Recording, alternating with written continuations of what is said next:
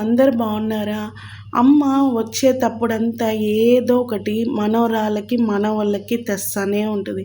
ఏం తేకుండా రా అమ్మ అంటే, కూతురు కాడికొస్తుంటే ఏమన్నా ఎత్తుకొని రావాలమ్మా, ఏం ఎత్తుకోకుండా రాకూడదా అని అంటది.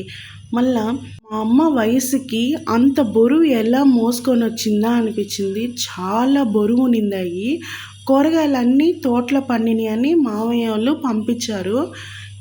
మాకు నిమ్మ తోట, సపోటా అన్నీ కాస్తాయి. అన్నీ ఫ్రెష్‌గా ఉంటాయి. మందు కొట్టని ఇయన్నీ కూరగాయలు. మళ్ళా పిల్లలు ఎండు చేప అడిగారంట. బస్ స్టాండ్‌లో దిగి ఎండు చేప తీసుకొని ఆమెన ఆటోలో వచ్చింది. మా సైడు మినుములు, అలసందలు, పెసలు అన్నీ పండతాయి. ముందు రోజు నాకు ఫోన్ చేసి నేను కూర చేసుకొనొస్తాను, నువ్వేం కూర చేయకాకు అన్నం వండుకో అని చెప్పింది. గడ్డ పెరుగు పేరు పెట్టుకొని పచ్చడి దంచుకొని దోసకాయ పచ్చడి తీసుకొని వచ్చింది. ఎందుకమ్మా ఇవన్నీ అంటే ఒప్పుకోదు. ఏదో ఒకటి తెస్తానే ఉంటుంది.